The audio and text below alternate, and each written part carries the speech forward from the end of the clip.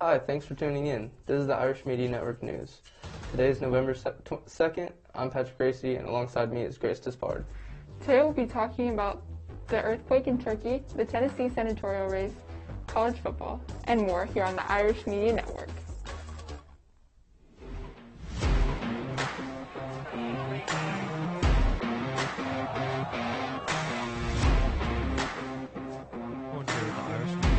Works hard to show our viewers the best life.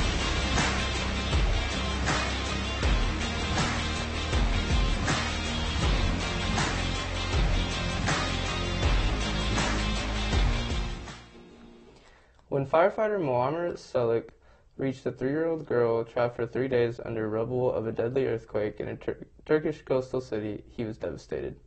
As Selik extended his arm to wipe her face, the child opened her eyes and grabbed his thumb. Selik was ecstatic and said, "That's when I saw a miracle."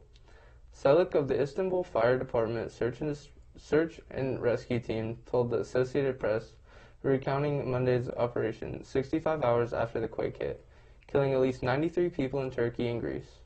The U.S. Geological Survey rated the quake 7.0, though other agencies recorded it as less severe. Many buildings were completely reduced to rubble or saw several floors collapse in on themselves. Firefighters are still working tirelessly to rescue any more survivors using listening devices to detect any signs of life. Grace, how are things looking heading into the U.S. election tomorrow? Yeah, Patrick, with the election tomorrow, the candidates are really busy. President Donald Trump and Democratic challenger Joe Biden have one last chance to make their case to voters in critical battleground states. On Monday, the final day to campaign, candidates seek to drive home their dramatically different visions for tackling the nation's pressing problems and win the office of presidency. The candidates desire to lead the nation through a historic pandemic that is raging anew in nearly every corner of the country. More than 93 million people have already voted, and each campaign insists that it has a pathway to victory. Though Biden is still looking to pick up 270 electoral votes, Trump is banking on a surge of enthusiasm from his most loyal supporters. Today, Trump is pushing through 5 rallies, while Biden is only doing 1, but it could still narrow Trump's path to re-election. Also on the ballot for Tennesseans in the senatorial race are Marquita Bradshaw and Bill Hagerty. Patrick, what have they been up to? They've been campaigning all the way up until Election Day. Bill Hagerty and Marquita Bradshaw have been holding many rallies. Hagerty, who's endorsed by President Donald Trump, was in Putnam County on Saturday and is expected to be in Knoxville for a campaign event on Election Day. Hagerty is vying for the U.S. Senate seat against Democratic candidate Marquita Bradshaw. Bradshaw was in Knoxville on Saturday for a Get Out and Vote rally. Earlier this past week, Bradshaw's campaign saw a boost after earning an official endorsement from former Vice President and current presidential candidate Joe Biden. Make sure you get out and vote. We'll be right back with a look at the weather after the break.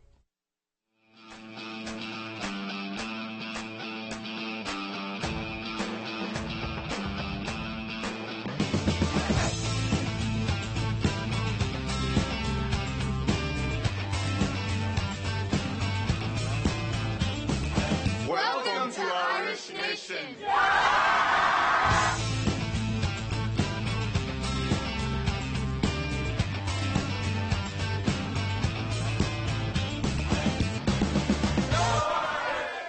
This week has started out cold, but will be getting warmer and warmer all the way until Sunday. Today, the high is 51. Tuesday, Election Day, the low will be 34, and the high is 60. If you're going out to vote early in the morning, make sure you have a jacket. Wednesday and Thursday, the highs are in the mid to upper 60s, and the lows are in the upper 30s and low 40s. Then on Friday, Saturday, and Sunday, the highs are in the lower 70s, and the lows are in the upper 40s and low 50s. So it should be good weather this week. Now, Patrick, we didn't have to worry about the weather this weekend for the Vols, but what happened in college football? Week 9 for the NCAA has just ended, and most of the games fell in accordance with rankings and predictions. But Week 9 did bring some drama and upsets. The Michigan Wolverines, ranked 23rd, lost to the Michigan State Spartans in an upset. Michigan's defense allowed the Spartans to pass for 323 yards, and they gave up 3 touchdowns. Likewise, The true freshman, Ricky White, had a standout game with 196 receiving yards.